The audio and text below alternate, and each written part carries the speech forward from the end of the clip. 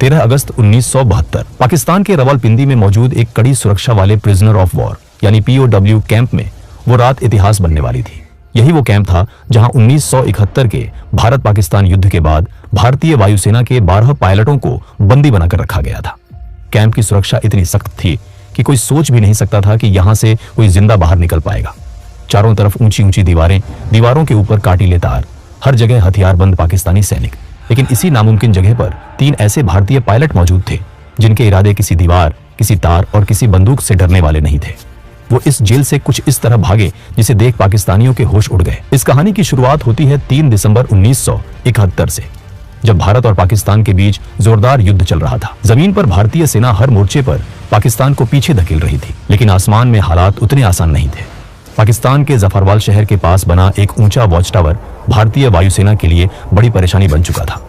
वहां से पाकिस्तानी सेना भारतीय मूवमेंट पर नजर रखती थी और कई बार भारतीय विमानों पर सटीक फायरिंग भी की जाती थी। इस वॉच टावर को तबाह करने की जिम्मेदारी दी गई भारतीय वायुसेना के जाबाज पायलट दिलीप पारुलकर को।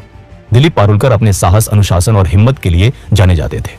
उन्हें पता था कि मिशन आसान नहीं है, लेकिन देश के लिए यह जोखिम उठाना जरूरी था। 10 दिसंबर 1971 को दिलीप पारुलकर अपने सुखोई 7 फाइटर जेट के साथ मिशन पर निकले। जैसे ही वो वॉच टावर के पास पहुंचे, पाकिस्तान की एंटी एयरक्राफ्ट गनों ने जबरदस्त फायरिंग शुरू कर दी। गोलियां सीधे उनके जेट की तरफ आ रही थी। कुछ ही पलों में उनका विमान बुरी तरह डैमेज हो गया। हालात बिगड़ते देख पारुलकर ने बिना समय गवाए इजेक्ट किया। उनकी जान तो बच गई, लेकिन किस्मत ने उन्हें दुश्मन की जमीन पर उतार दिया। जमीन पर उतरते वक्त पारुलकर पहले से घायल थे। दर्द से जूझते हुए वो खुद को संभाल ही रहे थे कि आसपास के पाकिस्तानी आम लोग वहां जमा होने लगे। भीड़ दुश्मन चिल्लाने लगी।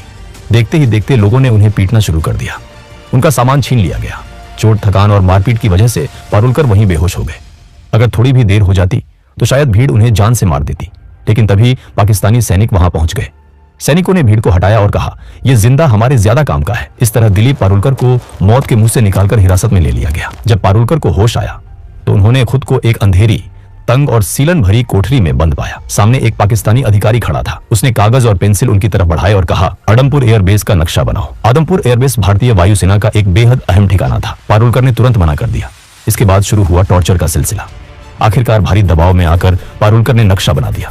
पाकिस्तानी अधिकारी बहुत खुश हुआ, लेकिन कुछ देर बाद वो गुस्से में वापस लौटा। असल में पारुलकर ने आदमपुर एयरबेस का नहीं, बल्कि मुंबई एयरपोर्ट का नक्शा बना दिया था। गुस्से में अधिकारी ने सजा सुना दी। पूरी रात कोठरी के एक कोने में खड़े रहना होगा। एक गार्ड को आदेश दिया गया कि अगर पारुलकर बैठे तो तुरंत गोली मार दी जाए। पूरी रात पारुलकर खड़े रहे। शरीर जवाब दे रहा था, लेकिन गार्ड को उन पर तरस आ गया। उसने धीरे से कहा, सुबह तक बैठ जाओ, अगर कोई आएगा तो मैं खास दूंगा, तब तुम खड़े हो जाना। इसके बाद कई रातें पारुलकर ने उसी अंधेरी कोठरी में बिताई। लगातार टॉर्चर हुआ, लेकिन उन्होंने अपने मुंह से कुछ नहीं निकाला। आखिरकार पाकिस्तानी अधिकारी भी थक गए और कुछ दिनों बाद उन्हें बाकी भारतीय बंदियों के साथ एक ही कैंप में डाल दिया गया। यही था रावलपिंडी का POW कैंप, जहां भारतीय वायुसेना के 12 पायलट कैद थे। यहां पारुलकर को पता चला कि बाकी साथियों के साथ भी ऐसा ही बर्ताव हुआ था। सबने दर्द सहा था, लेकिन किसी का हौसला नहीं टूटा था। इस कैंप के इंचार्ज थे उस्मान हामिद। वो भारतीय पायलटों के साथ सम्मान से पेश आते थे। हालांकि कई पाकिस्तानी अधिकारियों को ये बात बिल्कुल पसंद नहीं थी। उसी उस्मान हामिद ने भारतीय पायलटों को एक कैसेट प्लेयर और एक एटलस दिया।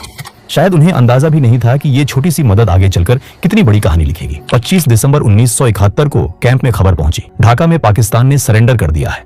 भारत युद्ध जीत चुका है। 93,000 पाकिस्तानी सैनिक भारत की कायद में थे।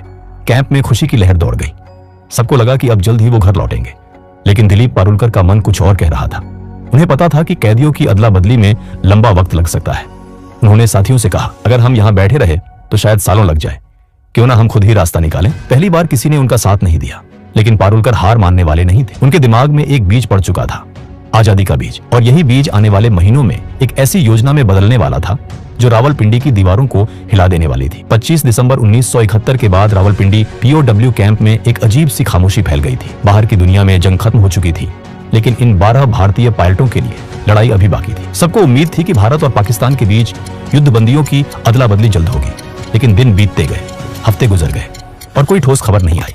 दिलीप पारुलकर को अंदर ही अंदर ये महसूस हो रहा था कि सरकारों की बातचीत में बहुत समय लग सकता है। उनका मन मानने को तैयार नहीं था कि वो बस इंतजार करते रहे। उनके लिए आजादी का मतलब था खुद के दम पर निकलना। शुरुआत में उन्होंने एक अलग योजना सोची। जब रात को टॉयलेट जाने के लिए एक सिपाही उनके साथ आता था, तब उसकी बंदूक छीनकर उसे ढाल बनाकर बाहर निकलने का प्लान बनाया गया। लेकिन ये रास्ता बहुत जोखिम भरा था। काफी सोच विचार के बाद पारुलकर ने यह प्लान खुद ही छोड़ दिया। समय बीतता गया। कई महीने गुजर चुके थे, लेकिन भारत सरकार की तरफ से कोई हलचल नहीं दिख रही थी। इसी दौरान कैंप में मायूसी बढ़ने लगी। तब पारुलकर ने एक बार फिर अपने साथियों से बात की। इस बार दो लोग आगे आए, MS ग्रेवाल और हरीश सिंह जी। तीनों ने तय किया कि अगर किस्मत ने मौका दिया है तो वो उसका इस्तेमाल जरूर करेंगे। अब शुरू हुआ असली प्लान।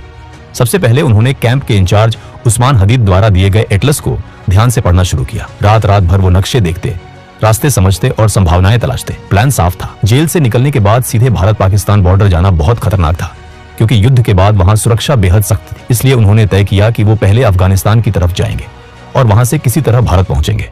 अगला कदम था सही सेल चुनना। उन्हें ऐसा सेल चाहिए था जो कैंप की बाहरी दीवार के सबसे पास हो, जहां गार्ड कम आते जाते हों। काफी निरीक्षण के बाद उनकी नजर पड़ी सेल नंबर 4 पर, लेकिन उस सेल में शिफ्ट होना आसान नहीं था। यहीं पर पारुलकर की समझदारी काम आई। उनका व्यवहार गार्ड्स के साथ हमेशा ठीक रहा था। धीरे धीरे उनकी कुछ सिपाहियों से जान पहचान हो गई थी।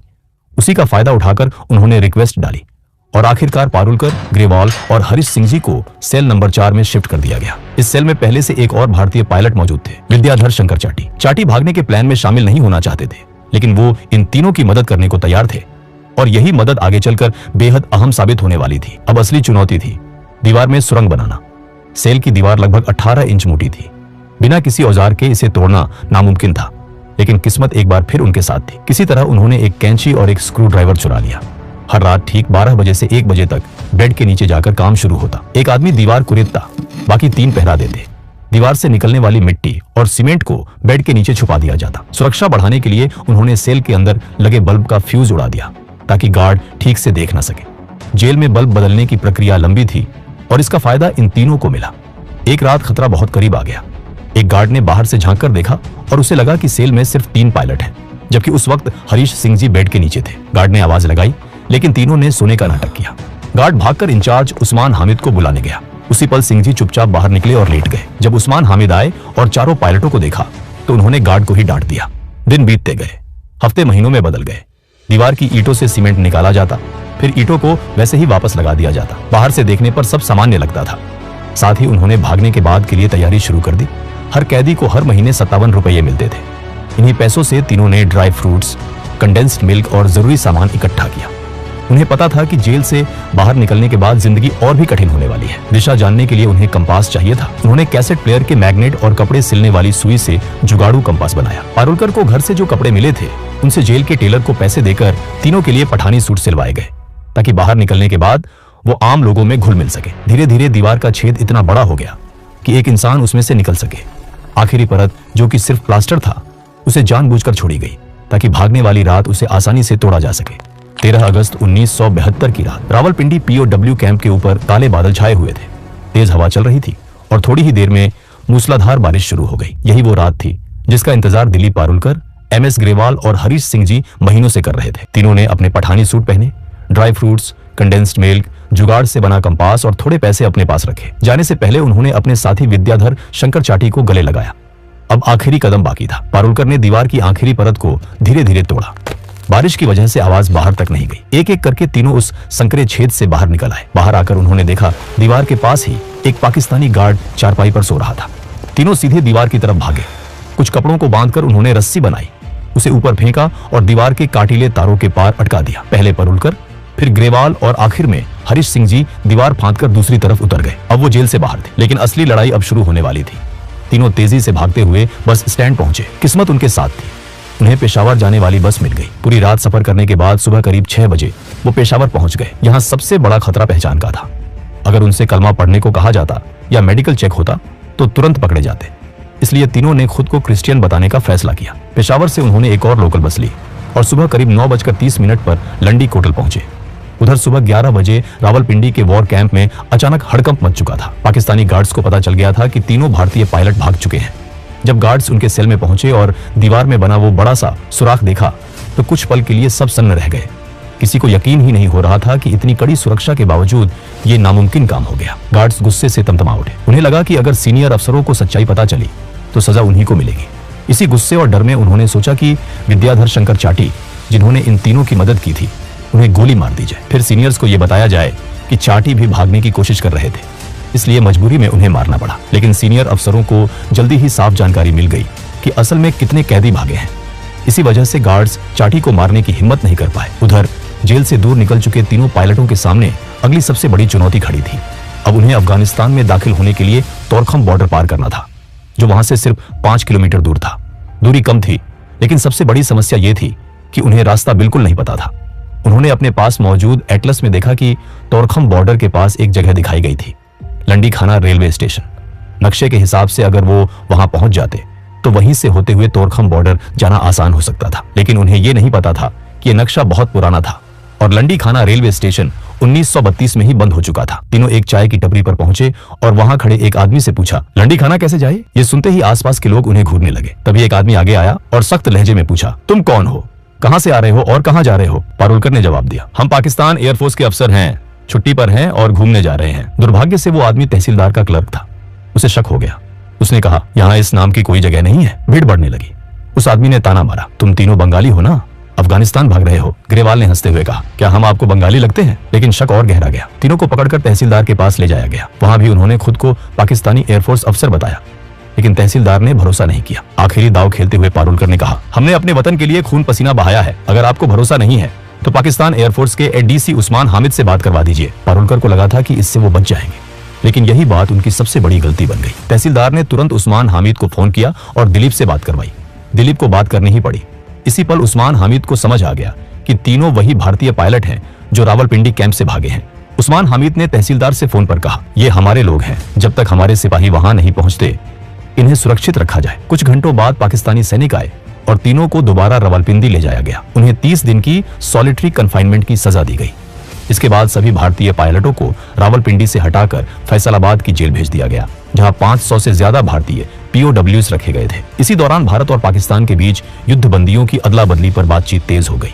आखिरकार दिसंबर 1972 में पाकिस्तान के राष्ट्रपति जुल्फिकार अली भुट्टो ने सभी भारतीय युद्ध बंदियों को रिहा करने का ऐलान कर दिया।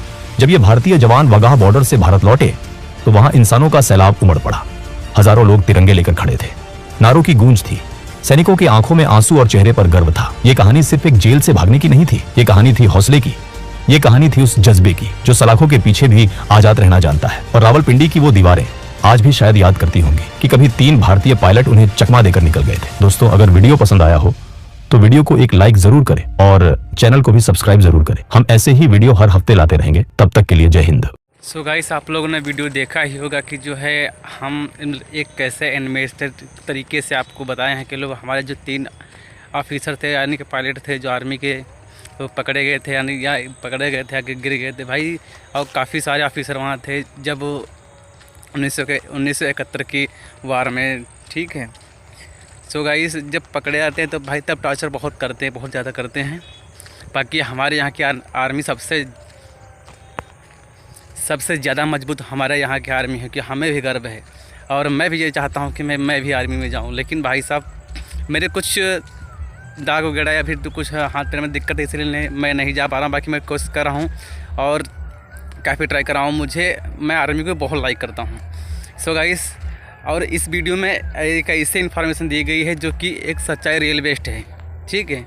जो उनके हमने फ़ोटो वगैरह, जो ऑफिसर हैं उनके फ़ोटो वगैरह सब लगाया हुआ है। और गाइस, अगर जो आप लोगों को वीडियो अच्छा लगा हो तो प्लीज़ आप लोग मुझे सपोर्ट कीजिए, मैं ऐसे और भी वीडियो ला सकूं और आप लोगों को ऐसी कहानियां जो छुपी हुई हैं हम आपको बता सकें, जो कि बहुत सारे लोग जानते ही नहीं हैं, तो आप लोग इसे जान जाओगे। और गाइस, जैसा कि आप लोग मेरी पिछली वीडियो पे अच्छा रिस्पांस दिए थे, सो गाइस आप लोग भी इस मेरी वीडियो को रिस्पांस कीजिए, क्योंकि जब हमें कुछ रिस्पांस मिलेगा तभी तो हम अगला वीडियो बनाएंगे। और गाइस, कुछ भी नहीं है, सब ऐसे ही चल रहा। मैं एक छोटा यूट्यूबर हूँ, मुझसे जो कोई गलती भी हो तो प्लीज़ मुझे माफ़ कर देना। और अगर जब मुझसे कोई आप शब्द निकल जाता है मुझसे, तो प्लीज़ उसके लिए मैं ऑलरेडी सॉरी बोल रहा हूँ। सॉरी गाइस, जिसके लिए भी निकली हो। और आजकल एक ट्रेंड में बहुत ज़्यादा चल रहा है TCS की जो एक कंपनी है, उसका जो है बहुत ही ज़्यादा ट्रेंड चल रहा है, क्योंकि उसमें कुछ लोग बोल रहे हैं कि लव जिहाद जैसा मामला उसमें सामने आया है। अब देखते हैं उस पर कोर्ट का फैसला क्या आता है। और एक और ख़बर है जिससे कि जो अयाम अहमद कुछ लड़का था, उसका नाम, उसके ऊपर कुछ 180 लड़कियों के जो 300 ज़्यादा वीडियो के कुछ इलीगल तरीके के कुछ हैं, उसमें भी देखते हैं क्या होता है, हमारे यहाँ की सरकार क्या करती है, ठीक है। सो गाइस, आप लोगों को इस कहानी से क्या सीख मिलती है? हमें ये सीख मिलती है इस कहानी से कि एक सच्चा भारतीय ही एक आर्मी वाला अफसर बन सकता है। सो गाइस, इस कहानी से बस यही एक निष्कर्ष निकलता है, जो सच्चा भारतीय है वो भाई तुम उसको कितना भी कुछ करो लेकिन भाई साहब वो हल टूटता नहीं है। सो गाइस, और गाइस आप लोगों ने वीडियो में देखा ही होगा कि जो है किस तरीके से बाहर निकलने की पूरी प्लानिंग की पाकिस्तान से, और वो 9 इंच की दीवार कैसे काटी, किस तरीके से पूरा वीडियो को डिटेल में समझाया गया। पहले आपका अफगानिस्तान बॉर्डर, वहाँ पास कुछ मतलब पकड़ ले गए, तो फिर से उनको ले गए थे, फिर 1 महीने के लिए समझो रिमांड, अपने रिमांड पे, वहाँ भी रिमांड पे बोलते हैं, उस पर रखा गया। यानी कि भाई साहब बहुत सारे, फिर आपने जब 1971 की जंग ख़त्म हुई, फिर जब समझौते की बारी आई, तो फिर जो कैदी थे उनकी अदला बदली हुई। हमारे यहाँ इंडियन आर्मी थे, उन्होंने 93,000 फौजियों को जो पाकिस्तान के थे उनको सिलेंडर करवाया था भाई साहब। यानी कि समझ रहे हो, 1971 में 93,000 पाकिस्तानी यहाँ कुत्ते पड़े थे अपने यहाँ। सो गाइस, आप लोग समझ सकते हो इंडियन आर्मी का कितना तगड़ा साहस था। और उस समय की तो बात कुछ और ही थी। और आप थोड़ा और आप पुराना भारत नहीं, आप नया भारत हो चुका है अब, और उससे भी ज़्यादा भाई साहब अपने यहाँ थोड़ा पावर आ चुका है। सो गाइस, आप लोगों ने अब देखा ही होगा ऑपरेशन सिंदूर। भाई साहब भारत किसी से डरा भी नहीं था, क्योंकि भाई अब भारत में अपनी क्षमता और शक्ति और बढ़ गई, मजबूत हो गई। हम ये नहीं बोलते पहले नहीं था, भाई पहले था, लेकिन अब थोड़ा मजबूत और हो गया भारत, और अब भारत थोड़ा इकोनॉमिकली भाई मजबूत हो रहा है। सो गाइस, मैं आशा करता हूँ कि आप लोग भी सपोर्ट करोगे और दूसरों को भी वीडियो शेयर करोगे, क्योंकि ऐसी कहानी बहुत ही कम सुनने को मिलती हैं। क्योंकि जो कहानी आई चली गई, बहुत सारी ऐसी कहानी पड़ी हैं जो केवल डॉक्यूमेंट में है, किताबों में है, बट वो किसी को पता भी नहीं है। ठीक है। सो गाइस, अगर जो वीडियो अच्छा लगा तो प्लीज़ वीडियो को लाइक करके और चैनल को सब्सक्राइब कर लीजिए।